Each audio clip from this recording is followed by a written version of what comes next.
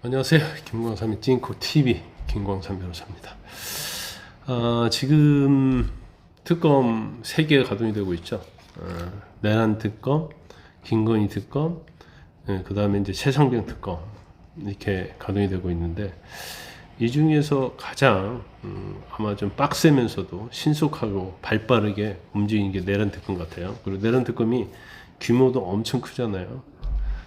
그리고 기간도 길고, 검사도 한 200, 지금 특검도 최대 규모 267명이 돼요. 그리고 무엇보다도 내란 특검이 이제 조은석 특검인데, 김건희 민중기 특검이랄지, 그 다음에 최상병 특검보다도 조은석 특검 자체가 워낙 수사 능력이 좀 뛰어납니다. 그래서 뭔가를 핀셋처럼 잘 찝어내고, 또 전통적인 특수통 수사통이에요. 그래서 오히려 윤 전 대통령도 특수통으로 알려졌지만, 윤 전 대통령과 비교할 수 없을 만큼의 어떤 수사 경력, 수사 감각 이런 게 있는 사람이에요. 그래서 사실은 윤석열 전 대통령, 그리고 윤석열 전 대통령의 내란과 관련된 부분에 있어서, 특히 이제 외환 유치 이런 부분에 있어서 아마 이 조은석 특검이 아주 능력을 발휘할 가능성이 크다. 결과적으로 지금 새 특검 중에서 가장 발빠르게 움직이고 있고, 그 다음에 특검 사무실을할지, 그 다음에 특검 파견받는 검사랄지, 이런 걸 쫙쫙쫙 보면 이 사람이 굉장히, 제가 검사 출신에서 굉장히 수사할 줄 알고 핵심 파악을 잘한다 이렇게 보고요. 미적거리지 않아요. 미적거리지 않고, 바로 김용현 전 장관, 국방부 장관이 조건부 보석을 법원에서 내줬잖아요. 그런데 나 보석 안 나간다. 그 만기 때 나가겠다고 했잖아요. 만기가 이달 26일인가 길 거예요. 그 26일 나가려고 딱 했는데 추가 기소해버린 거예요. 특검이 정식으로 가동되고 수사도 안 하는데 추가 기소해서 병합시켜서 다시 영장 발부해서 이제 못 나가게 만드는 거예요. 그 정도로 어떤 수사 절차, 법 절차랄지 이런 것을 꿰뚫고 있는, 어떻게 보면 굉장히 유능한 검사들, 제가 볼 때는 그렇고, 윤석열 전 대통령 입장에서 보면 임자를 만난 거죠. 꼼짝 못하게 할 수 있는 그런 임자. 그래서 오늘 이제 내란 특검과 관련된 부분에 대해서 여러분에게 말씀을 드리려고 합니다. 이 영상을 시청하기 전에 구독과 좋아요, 알림 설정을 부탁을 드리고, 여러분은 이 특검의 어떤 행보, 이 특검에 대해서 이제 어떻게 생각하는지 댓글을 달아주시면 제가 참고를 하겠습니다. 여러분의 댓글을 제가 기다려 보도록 하겠습니다. 일단 내란 특검이 사실은 12월 3일에 있었던, 작년 11월 3일에 있었던 이제 비상계엄과 관련해서 내란죄 관련된 이제 공범들, 이제 우리가 우두머리는 윤 전 대통령, 그 다음에 중요임무 종사자, 부하 수행자 이렇게 나누잖아요. 그런데 어떻게 보면 이제 내란 특검이 수사할 게 별로 없지 않느냐. 왜냐하면 이미 경찰, 검찰, 공수처, 군에서 다 수사를 해서 기소를 했기 때문에 그렇게 생각할 수 있어요. 그런데 그 말이 틀린 말은 아니에요. 근데 지금 특검법에 보면 이제 외환 유착죄가 있거든요. 이제 그건 제가 나중에 자세히 설명을 드리고, 일단 아마 조은석 특검이 제일 포인트를 잡고 있는 게, 포커스를 맞추고 있는 것이, 제가 볼 땐 평양 무인기 침투 의혹일 거라고 저는 봐요. 이게 사실은 외환, 그러니까 외환을 유치하는 그 혐의와 관련이거든요. 그래서 아마 대대적으로 그 수사를 하려고 마음먹고 있다, 저는 그렇게 봅니다. 그 이유가 여러 가지가 있지만, 특히 이제 서울 고검청사가 청사를 특검 사무실을 쓴 거거든요. 이제 전국 과천종합청사랄지 서대문 경찰서도 다 봤다고 그럽니다. 근데 뭘 중심으로 봤냐면, 도청과 감청으로부터 가장 안전한 곳이 어디냐. 그래서 딱 보니까 서울 고검이라는 거예요. 그런데 대한민국 역사 특검에 있어서 검찰청을 사실은 특검 사무실 쓴 데가 전혀 없거든요. 그 이유는 뭐냐면, 원래 이제 특검의 태생 자체가 정치 권력 영향을 받을 수 있는 그런 검찰과 떨어져서 공정하게 독립적으로 수사한다는 취지이기 때문에 검찰청사를 되도록이면 벗어나서 사무실 차리는 게 상식입니다. 그런데 조은석 특검은 그러지 않았다는 거예요. 그래서 일단 윤 전 대통령의 내란 의혹을 수사할 장소로서 서울고검청사를 쓰기로 한 거예요. 청사 이제 9층과 12층을 사무실로 확보를 했어요. 물론 이게 좀 좁으니까 아마 이제 추가적으로 하게 될 겁니다. 그래서 역대 처음으로 검찰청사를 이제 사무실로 차리기로 한 거예요. 그래서 6월 14일 언론에 낸 공지를 보니까 그 내란 특검이 군사 관련된 거잖아요. 내란이랄지 외환 유치이기 때문에. 그래서 이게 군사 관련 사안이 주된 내용이기 때문에 상업용 건물을 임차해서 쓰면 직무 수행할 때 군사 기밀이 누설될 수 있는 보안 문제가 생길 수 있다는 겁니다. 그래서 일반적으로 이제 과거 특검은 서울 시내에 민간 건물에 입주하는 것이 일반적이었거든요.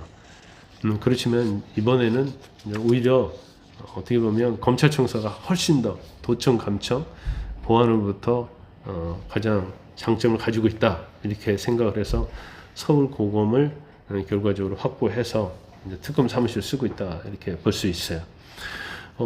지금 내란 특검에서 주요 수사 대상이 전 김용현 국방부 장관을 제가 아까 굉장히 발빠르고 신속하다고 했잖아요. 조은석 특검이 임명된 지 지금 오늘까지는 7일째고 어제까지가 엿새째였거든요. 그런데 지금 아까 제가 말씀드린 것처럼 김용현 전 장관이 구속만기가 26일이고 지금 법원에서 조건부 보석을 했잖아요. 근데 이거에 대해서 불만을 토로하면서 저희는 만기로 나가겠다는 거잖아요. 만기로 나가면 아무 조건이 안 붙어요. 그렇게 하면서 어떻게 보면 버티기 전략 나갔는데 갑자기 조은석 특검이 들어오면서 6월 18일 날 그것도 저녁에 김용현 전 장관을 유괴한 공무집행 방해하고 증거인멸교사로 공소를 제기해버렸습니다. 그러면서 법원에서 신속하게 병합을 해달라. 그리고 추가로 구속영장 발부를 요청하는 절차를 진행하겠다는 거예요. 그러면 지금 약간 이제 어떤 문제점이 생기냐면 김용현이 보석을 자기는 안 받아들이겠다고 했잖아요. 그럼 이제 변화가 생긴 거예요. 그러니까 빨리 보석 받아들이고 조건부대로 이행하겠다 하고 보석 보증금 내고 뭐 서약서 쓰고 주거지 제한 다 받아들이고 그냥 보석으로 나가버릴 수도 있어요. 그렇지 않고 아직까지도 보석 보증금 이행을 않고 그러면 왜냐면 이제 법원에서 한번 보석 결정해버리면 그게 끝이거든요. 그러면 그 이행만 하면 바로 보석 나갈 수 있으니까 김용희 입장에서는 빨리 보석을 나가버린 게 사실은 이점이에요. 근데 계속적으로 보석을 거부하게 되면 어떻게 되냐면 법원서 보석 취소해버려요. 그러면서 조은석 특검이 기소했던 내용 가지고 새로 영장을 발부합니다. 그럼 6개월 동안 다시 이제 구속이 되어 있어야 하는 그런 경우가 생기는 거기 때문에 이건 이제 한번 좀 두고 봐야 합니다. 그래서 김용현 전 장관이 보석을 받아들이고 빨리 나오느냐 아니면 그걸 거부하고 다시 영장이 발부돼 가지고 6개월 더 구속된 상태에서 재판을 받느냐 이제 그런 부분이 있어요. 근데 일단 뭐 제가 볼 때는 내란 특검 수사가 이제 내란과 관련해서는 뭐 군사 반란, 내란 목적, 선동, 선전 이렇게 특검법 대상이 11개거든요. 근데 이 중에서 이제 상당수는 뭐 윤 전 대통령이랄지 김용현 전 국방부 장관이랄지 군 장성들 이 사람들에 대해서는 검찰이랄지 공수처랄지 그리고 경찰이 수사해가지고 이미 다 기소가 되고 처분이 내려졌기 때문에 사실 비상계엄자책 가지고는 조은석 특검 별로 할 일이 없어요. 근데 조은석 특검 입장에서 보면 아니 인원도 한 267명이나 된단 말이에요. 근데 여기서 결론이 안 내면 어떻게 되겠어요? 결국 특검이 무능하다는 소리 듣는단 말이에요. 그러면 결론적으로 결과를 낼 수 있는 것은 지금 내란 특검과 관련된 중에서 바로 외환과 관련된 부분이에요. 외환과 관련된 부분. 그래서 지금 외환과 관련된 부분이 어떤 거냐면 윤 전 대통령이 북한의 공격을 유도해가지고 무력 충돌을 유발했다는 거예요. 그런데 이 내용 자체는 사실은 이전에 검찰, 경찰, 공수처에서 수사 진척이 전혀 없었거든요. 그래서 이 무인기 침투 방법으로 북한을 공격을 유도하고, 그래서 전쟁이나 무력 충돌을 야기하고 이걸 가지고 이제 비상계엄을 선포하려고 했다. 내란 군사 반란을 일으키려고 했다. 이제 이 부분을 아마 조은석 특검은 집중적으로 바라보고 수사 결과를 내려고 할 겁니다. 그래서 일단 외환 혐의에 대해서는 새로운 수사 성과가 날 가능성이 제가 볼 때는 상당히 많다고 보고, 그 다음에 아까 말씀드린 것처럼 이 특검 규모가 267명이에요. 근데 그냥 이 규모에서 끝나는 게 아니고 수사력이 아주 뛰어난 그 검사들을 계속적으로 요청하는 거예요. 그래서 6개 팀으로 꾸려가지고 검사를 4명에서 5명으로 이제 배치를 한다는 거잖아요. 더군다나 이제 내란 재판을 담당했던, 윤 전 대통령 내란 재판 담당했던 이제 그런 사람들도 특별 수사본부도 전부 다 자기가 내란 특검으로 이동을 시켜버리는 거예요. 그러니까 사실 이제 수사 결과를 잘 내려고 하면 인원이 중요하고 수사의 전문성이 있어야 하잖아요. 그럼 어떻게 보면 내란 특검이 다른 특검보다도 발빠르게 수사의 전문성과 능력 있는 검사들을 지금 다 빨아들이고 있다, 데려가고 있다, 이렇게 볼 수가 있어요. 과거에는 뭐 순차적으로 검사들 뭐 수사 실무진을 꾸렸거든요. 그런데 조은석 특검이 이제 베테랑들을 일찌감치 합류시키고 있다. 그러면 결과적으로 이제 조은석 특검이 가장 결과에 있어서는 혁혁한 성과를 낼 가능성이 크다. 뭐 제가 아까 말씀처럼 특수통 검사였다고 그랬잖아요.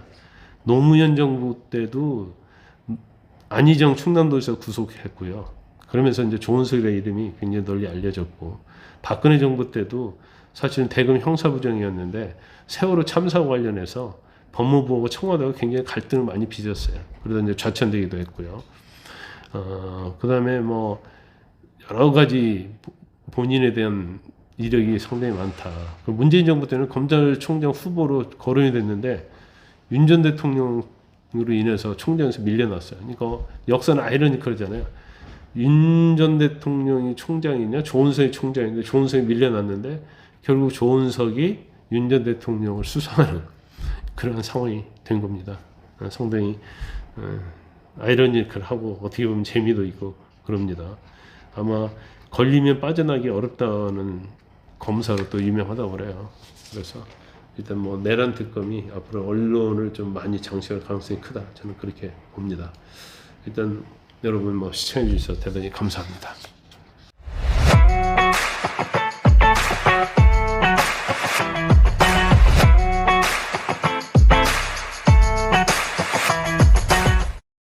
여러분의 구독과 좋아요는 큰 힘이 됩니다.